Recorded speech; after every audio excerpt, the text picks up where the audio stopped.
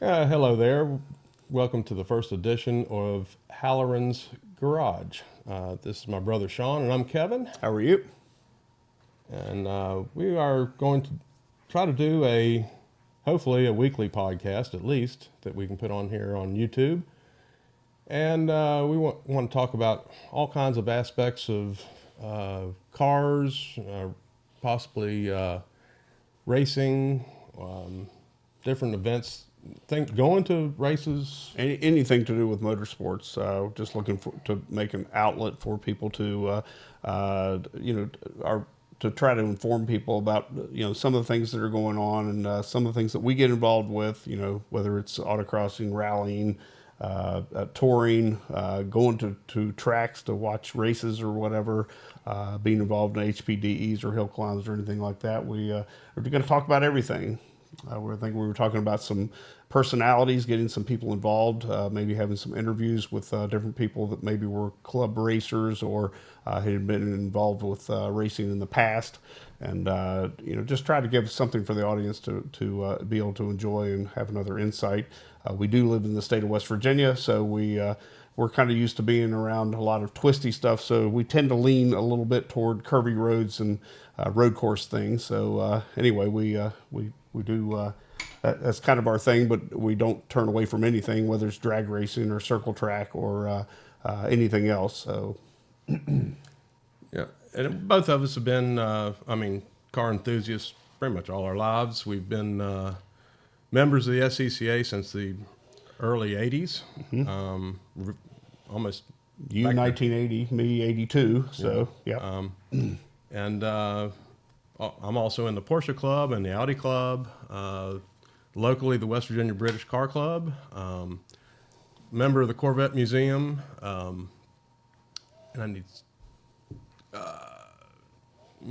We can adjust if we need to. Well, I'm just saying too many ums. Yeah, that's all right. We've both been involved in a lot of different clubs.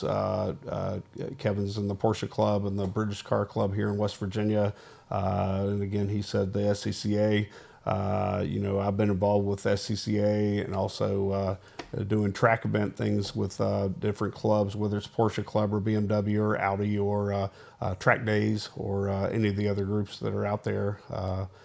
So we've tried to be involved in a lot of things over the years, and it's been a lot of fun, been a good journey, and we don't know everything. No, we would never claim that, but we do have different insight, having been involved so long. So, well, we also do here more recently. We've been getting into some of the off-road events with local Jeep clubs. A lot of fun, which is fantastic, and we're going to try to do. Some drives with some friends and stuff this year, and hopefully video it. Video some of that, and that'd be great. Add it to part of our talks, and maybe even do a little bit of talking while we're out there on the trails. We are getting ready to do some Porsche Club drives. I've got a tour coming up in May. Yeah, got another one I think in June or July. Got a couple that I'm doing with the Audi Club. I'm sure Sean does a lot of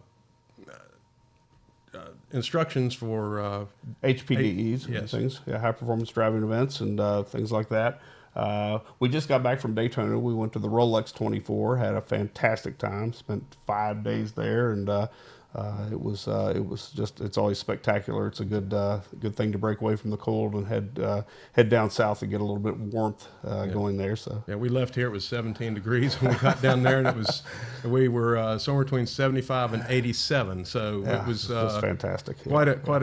Quite a change. We had to come back home. It's almost overload to see the cool stuff that you actually see when you're at Daytona, whether you're walking through the pit lanes or the paddock area or just walking around the different parts of the track and looking at the banking and things like that. It's just a full-on experience when you're there. Quite impressive. So, well, I've been there I've been going down there since 2001, I believe. 2000. No, I'm sorry. Since 1990. Yeah, I've been going. 500. I went to the 500, the 300. Used to go to the IROC races. Saw the beginning of NASCAR truck races there. Watched ARCA races. Watched the Busch Clash and Yeah, I things used like that. you used to watch the Clash and the Twins or the Duels, whichever you want to call it. Now they keep changing. It seems like they keep changing names of everything. We've been going to Daytona for a long time. First time we went there was back in '86. Pontiac had a test and tune day, and most of the cars were primered, but they had like their numbers on them. We watched Richard Petty between turns 3 and 4 at Daytona get it completely sideways at over 200 miles an hour. That was It's impressive. very impressive. He caught it and Kept on rolling. Never touched a thing. Never even blinked. So Yeah. it's just a day at the job. So We were fortunately I was not there the day that Dale Earnhardt died. Somebody else my neighbor had bought my tickets, and somebody stole his tickets that he bought from me, and he watched the race from a local pub. So, but anyway, I was at the 24 in 2001 when you ran the Corvette, and that was fun. And actually was within probably 10 feet of him. Had a whole group around him, and he was having so much fun that weekend, and had never raced in the rain, had a ball in the rain. And so that was fun too. So, Yeah. but these are the kinds of the things that we want to talk about. We're kind of a broad. We have a broad look at all kinds of things. I'm not against any kind of motorsport whatsoever. So it could be crazy topics. We could talk about engine rebuilds. We could talk about suspension setups. There's a lot of things that we could get into. And I think you and I kind of come by it rightly. We had. From both sides of our family, from our mother's side, we had Frank Grable, a World War II veteran, and he was one of those mechanics that could do anything. He was on a no, he was friends with I believe George Hurst and Big Daddy Don Gartlitz, I believe. They used to run around together. Yeah, so there was a lot of connections to all that. So we come by that side of it. On our dad's side, we have our Uncle Earl. He happened to be the first licensed aviator in the state of West Virginia. Actually was just inducted into the Hall of Fame back in 2016 in West Virginia. Pretty proud of that. But he also had an auto repair shop.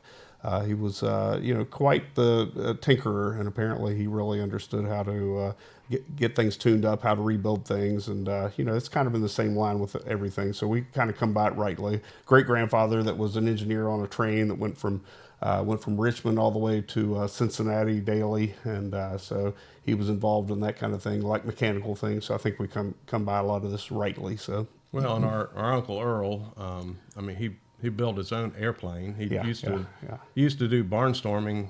Well, after the war and stuff, he actually taught people how to fly in World War I believe it was. He became good friends with Eddie Stinson. Yeah, and they did some barnstorming where they walked on the wings and all kinds of crazy stuff. But that was all new then. Right. We're talking about the not long after the Wright brothers. So pretty neat stuff. And so. But I think to have a place to talk about things and to get a lot of people involved. I'm not sure we're any different than anybody else doing a similar thing, but we've just seen a lot of things. And here in West Virginia, we do have the advantage of having a lot of beautiful roads to drive on all the time, and we have an absolute blast. And nothing that really, that when you're out driving seems to affect you very much when you're so used to driving that. Some people are terrified to drive on twisty roads, but I find straight roads boring. So they put me to sleep. So. Yeah, right. They're for napping, aren't they? But yeah, exactly. No, and we've got people that we've got lots of different weather situations that we deal with. We do a lot of driving for our daily jobs, and we might even have some insight on tips to do while you're driving. We things to look for, like in maintenance and stuff of your cars, and I've got people that I do some of these events with, and they talk about, I've got these great tires, and I can't understand it. I don't have any traction. I'm going to find out their tires are, older than 5 years old, and they should, I got plenty of tread, Well, they should have been replaced by now. Might think about replacing those. So they're a little hard now. Yep. So, but there's those things. I mean, here it is. It's still winter, and there's issues about what you do, on slick roads and what have you. So there are lots of things we will hope to talk about in the future. And but Autocrossing has been a good thing for us to be involved with over the years. Kevin, I think, started probably in '79 or so autocrossing, and started in '81, and that was a great outlet for us as young people to learn how to drive. Great car control, great mentors around us. We had a lot of great friends and met a lot of good people from every walk of life, and a lot of fun to be involved with. And then to go to races and things, the first road race I went to was the Trans Am up at Mid Ohio. It probably would have been '85 or '84, just a great thing to be involved with and watch. Had some people that lived in our area that let us pal around with them, and it was a lot of fun. So we had friends that were that had amateur racing licenses that actually went to all the SCCA events and did regional and divisional stuff, and they were never pro, but it was always fun to go there. And there was different people you would meet, or see, but it's always all this has been great fun over the years, and just hope to help tell other people about it. Give some perspectives on some different things, whether it's vintage racing. I had some involvement with SVRA for a number of years with a friend that lived here locally, and he was a great mentor, a great driver. We always had a good time, and but those people, looking at them and how they were driving and asking them questions, and they were always very reasonable about things they understood, and about managing corners and things like that. And we're just hoping to get into some of these things. Kevin was talking about the being on some of these tours and things. He and I both rallied over the years, and again, for work and everything, we drive all the time anyway, but to get involved with tours, how much fun those things can be, and how you can how you can just get a lot of experience out of that. And it's not about speeding necessarily. It's about just being out and enjoying your car and exercising it. We're neither one of us are trailer queen type people. Pet and polish crowd. I hope that doesn't offend people, but there's nothing wrong with there's nothing wrong with that either. We've been at car shows and stuff. Absolutely. It's always nice to go stop and talk. Do these things and talk with people that have similar interests. That you might show your car off, and they look your car over and ask what you've done to it. Sean's got a '88 Formula Firebird that. Now has an LS in it. LS2. LS2.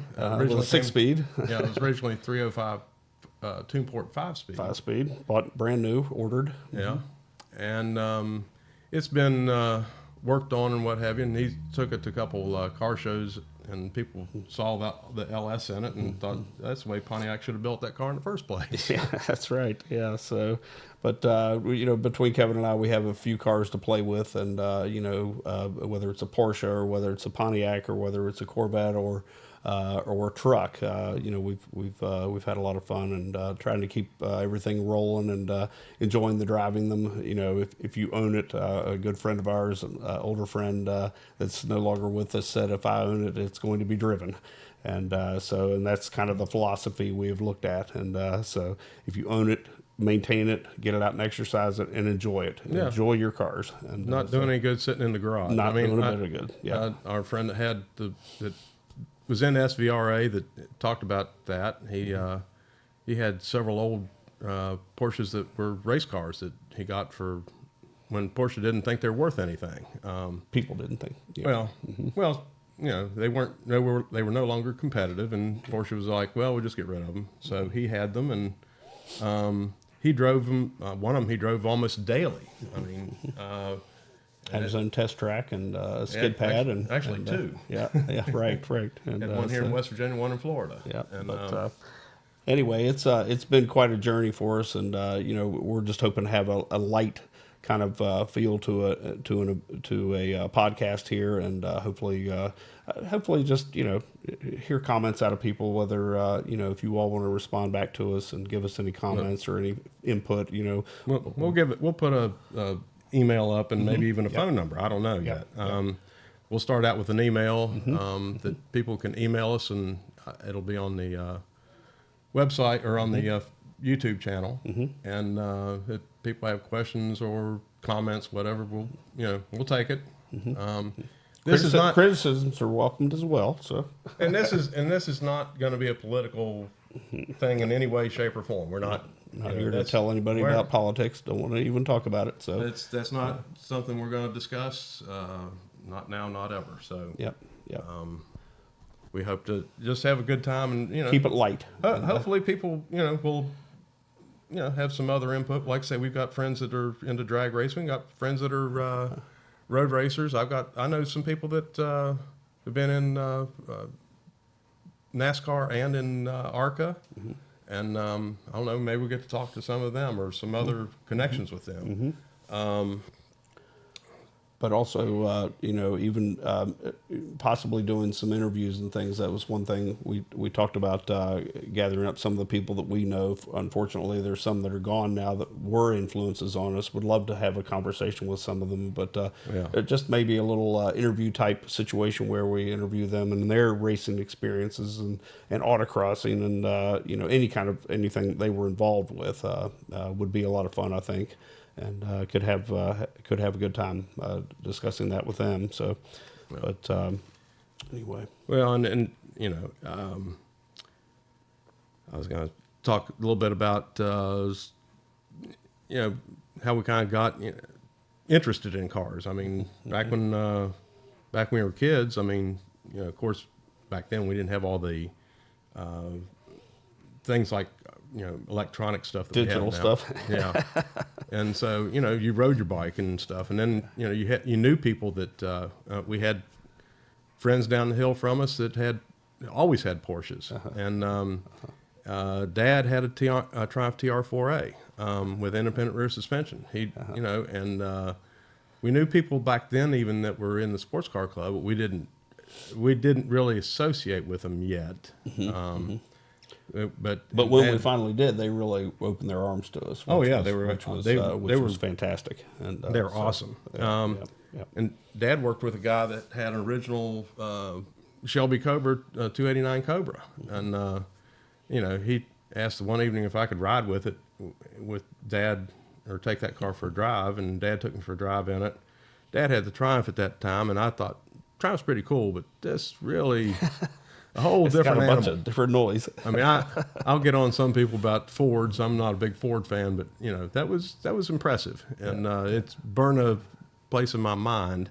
Yeah. And then of course, Dad had an old Jeep that we used to go at places all the time. I mean, back then you didn't go somewhere if it snowed a foot of snow. No. You took off and you went. Yep. Didn't, even if they didn't plow the roads. And there's some things Dad did that was just impressed the hell out of me then. And anyway. And we had a neighbor across the street that had the brand new '68 GTO, and that was my recollection of something that made noise. I was 4 years old in '68, and it was. I remember the noise. He took us around a circle right here, and it was a twisty road. He hit a little straight stretch. I just remember the noise the car made, and it was just a plain '68 GTO with a column shift automatic, so but it's kind of things like that kind of start to stick in your head, and pretty fun. So looking back, that was kind of a rare car considering it was a chrome bumper car. The chrome bumper front car, yeah. The front bumper was chrome, very unusual. But going back to the autocrossing bit, about how much it actually will teach you and what have you. As part of my son's, when he came of age of driving, I told him he needed to autocross before he really started driving.